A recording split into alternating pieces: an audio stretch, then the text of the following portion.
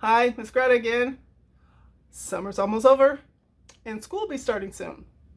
I can't wait to see you. But in the meantime, I have another book for you. It is called You Are Special.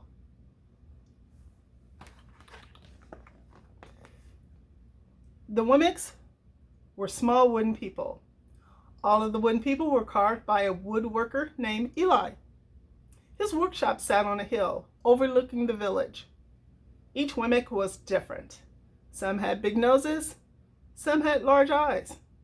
Some were tall, others were short. Some wore hats, others wore coats. But all were made by the same carver. All lived in the village.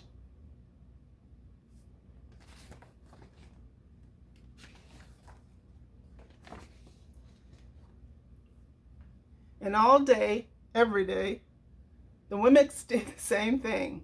They gave each other stickers.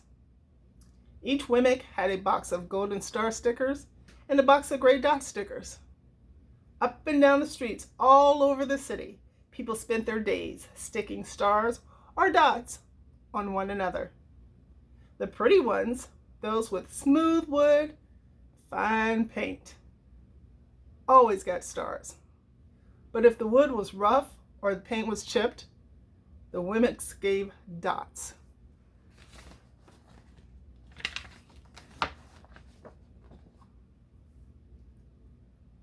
The talented ones got stars too.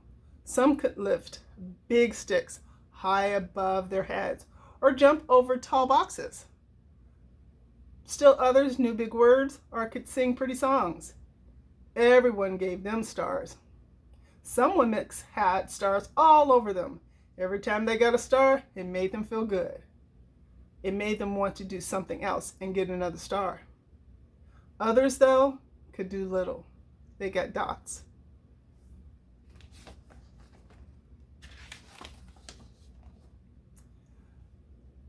Punchinello was one of those.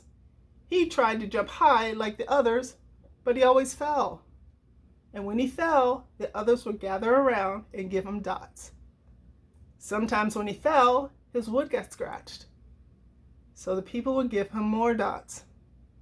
Then when he would try to explain why he fell, he would say something silly, and the Wemmicks would give him more dots.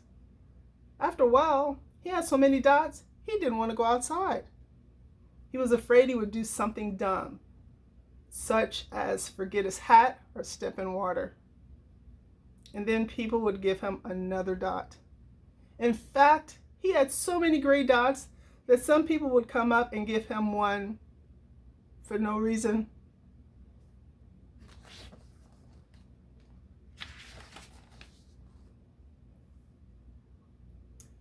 He deserves lots of dots, the wooden people would agree with one another.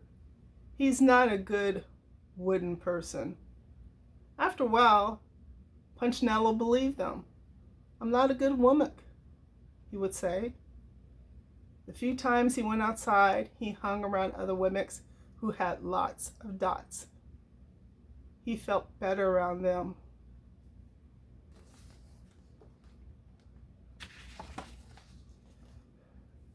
One day, he met a Wemmick who was unlike any other he ever met. She had no dots or stars. She was just wooden. Her name was Lucia. It wasn't that people didn't try to give her stickers. It's just that the stickers didn't stick. Some of the Wemmicks admired Lucia for having no dots, so they would run up and give her a star. But it would fall off. Others would look down on her for having no stars, so they would give her a dot. But it wouldn't stay either.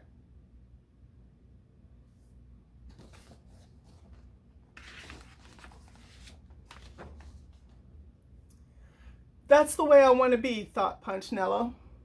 I don't want anyone's marks. So he asked the stickerless Wemmick, how'd she do it? It's easy, Lucia replied. Every day I go to see Eli. Eli? Yes, Eli, the wood carver. I sit in the workshop with him. Why? Why don't you find out for yourself? Go up the hill. He's there. And with that, the Wemmick, who had no stickers, turned and skipped away.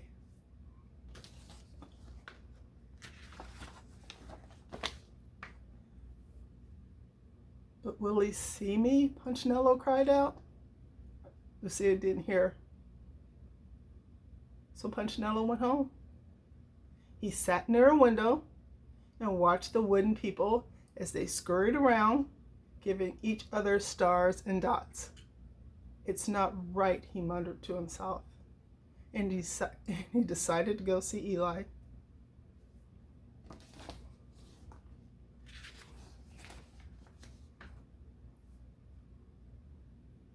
He walked up to the narrow path to the top of the hill and stepped into the big shop.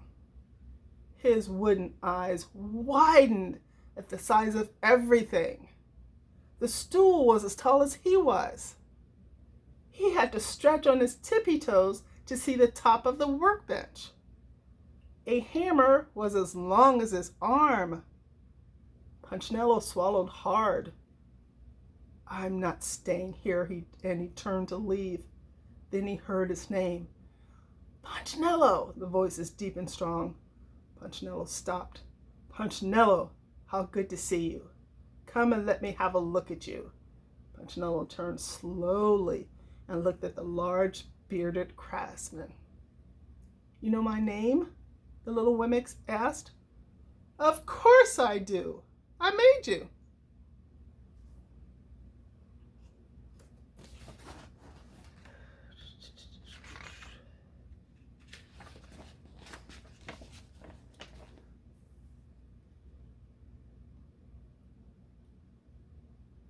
Eli stooped down and picked him up and sat him on the bench. The maker spoke thoughtfully as he looked at the gray dots. Looks like you've been given some bad marks.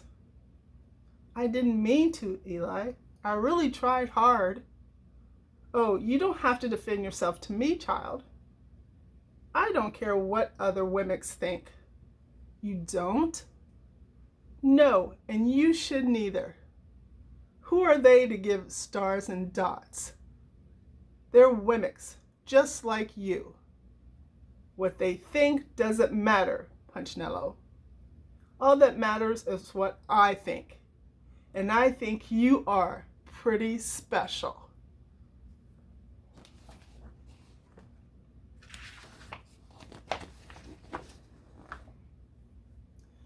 Punchinello laughed. Me special? Why? I can't walk fast. I can't jump. My paint is peeling. Why do I matter to you? Eli looked at Punchinello, put his hands on those small wooden shoulders and spoke very slowly. Because you're mine. That's why you matter to me. Punchinello had never had anyone look at him like this, much less his maker. He didn't know what to say.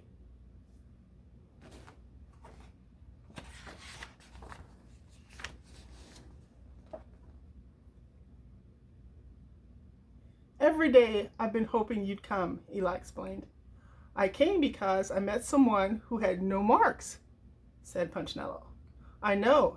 She told me about you. Why don't the stickers stay on her? The maker spoke softly. Because she has decided that what I think is more important than what they think. The stickers only stick if you let them. What? The stickers only stick if they matter to you. The more you trust my love, the less you care about the stickers. I'm not sure I understand.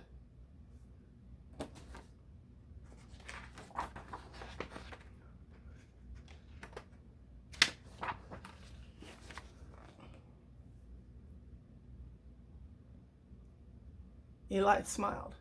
You will, but it'll take time. You got lots of marks. For now, just come to see me every day, and I will remind you how much I care. Eli lifted Punchinello off the bench and set him on the ground. Remember, Eli said as the Wemmick walked out the door, you are special because I made you, and I don't make mistakes. Punchinello didn't stop, but in his heart he thought, I think he really means it. And when he did, a dot fell to the ground.